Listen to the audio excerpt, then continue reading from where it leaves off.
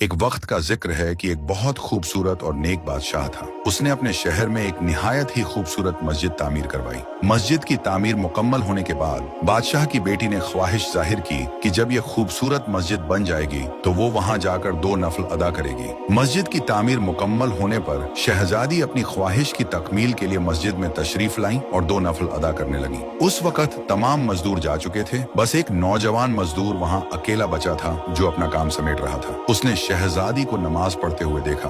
شہزادی کے سجدوں کا وہ منظر اسے بے حد خوبصورت لگا اور اس کے دل پر گہرا اثر چھوڑ گیا۔ کام ختم کرنے کے بعد وہ مزدور گھر لوٹا، لیکن شہزادی کے نماز پڑھنے کا منظر اس کی آنکھوں سے ہٹ ہی نہیں رہا تھا۔ اس نے اپنی ماں کو سارا حال سنایا اور کہا، میں شہزادی سے شادی کرنا چاہتا ہوں، آپ براہ کرم بادشاہ کے پاس میرا رشتہ لے کر جائیں۔ ماں نے بیٹے کو بہت سمجھایا کہ ہم ایک عام مزدور ہیں اور وہ بادشاہ کی بیٹی، ہمارا کوئی میل نہیں، لیکن اس نوجوان پر جیسے جنون سوار ہو گیا تھا۔ وہ دن رات اسی سوچ میں غرق رہتا، نہ کھانا کھاتا نہ کام کرتا۔ اس کی حالت دن بدن بگڑتی چلی گئی، یہاں تک کہ وہ مرنے کے قریب ہو گیا۔ بیٹے کی یہ حالت دیکھ کر ماں بہت پریشان ہوئی اور مجبوراً بادشاہ کے پاس پہنچی۔ اس نے بادشاہ کو اپنے بیٹے کی ساری کہانی سنائی۔ بادشاہ نے بڑے تحمل سے اس کی بات سنی اور کہا، اگر آپ کا بیٹا 40 راتیں مسجد میں تمام لوگوں کے جانے کے بعد قیام کرے تو میں اس کی شادی اپنی بیٹی سے کر دوں گا۔ بادشاہ نے یہ بھی کہا کہ اس کی نگرانی کی جائے گی اور اگر وہ ایک رات بھی نہ آیا تو یہ رشتہ نہیں ہو پائے گا۔ ماں نے گھر آ کر بیٹے کو بادشاہ کی شرط بتائی۔ وہ نوجوان فوراً تیار ہو گیا۔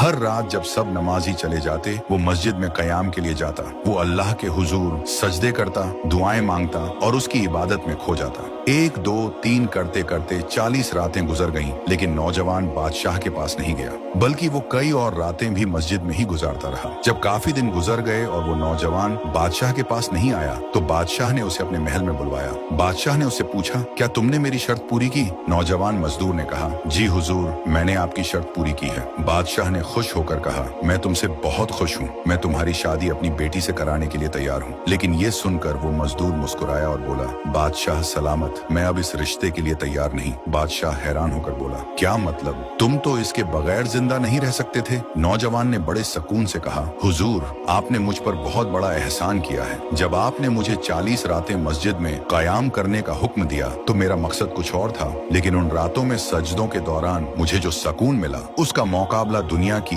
کسی بھی شے سے نہیں کیا جا سکتا۔ مجھے سمجھ آ گیا کہ میری محبت آپ کی بیٹی سے نہیں بلکہ اس منظر سے تھی جہاں وہ اپنے رب کے حضور سجدہ ریچ تھی، اور اب جو مجھے مل گیا ہے وہ سب سے بڑھ کر ہے۔ یہ کہہ کر وہ نوجوان سکون اور اطمینان کے ساتھ واپس چلا گیا۔